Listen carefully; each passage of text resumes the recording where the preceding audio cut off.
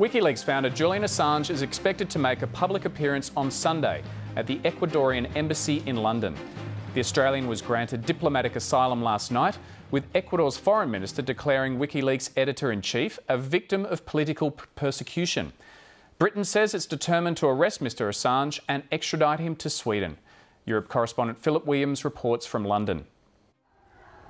He is a wanted man, welcome in Ecuador, required by law in Britain, demanded by Sweden.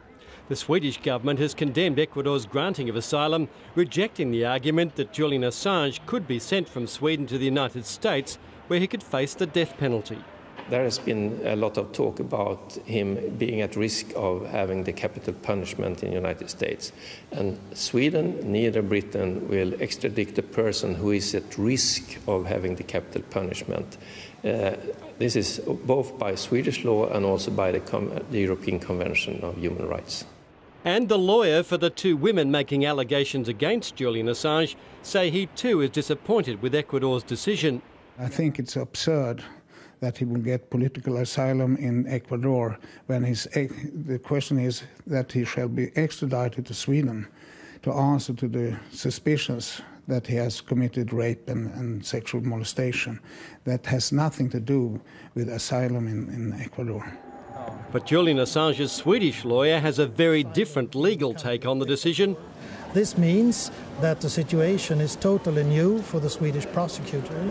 She can no longer expect him to be transported to Sweden to be held in custody in Sweden. So, in my opinion, the Swedish prosecutor now must change her mind and go to London, as we want her to do, to interrogate Julian Assange in the embassy of Ecuador as soon as possible. We want justice, we want peace, we want more of Wikileaks. In Melbourne and in Sydney, Julian Assange's supporters gathered where they wholeheartedly endorsed the granting of asylum. Assange has not committed war crimes.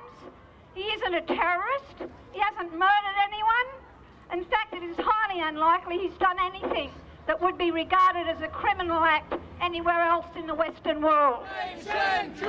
The Greens are calling on the Australian government to pressure Swedish authorities to question Julian Assange from inside Ecuador's London embassy rather than force extradition. What we would encourage the Australian government to do now, as it has had many opportunities to do, is to encourage Swedish authorities to interview Mr Assange. They've had 2 years to do that.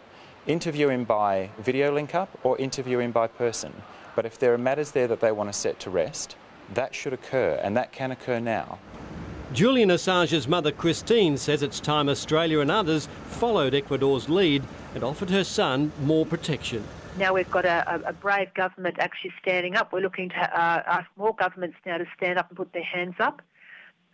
Those governments who haven't been doing the right thing should be hanging their heads in shame, but it's not too late. You can stand up now and have your place in the sun with Ecuador. Her son remains in limbo. There's plenty of speculation about how this may evolve, but from the beginning, nothing associated with this case has ever been clear or simple. Whatever the legal and political arguments, the reality is that Julian Assange remains trapped. The Ecuadorians determined to get him out, the British determined he'll be extradited to Sweden, neither side willing to compromise. Philip Williams, Late Line.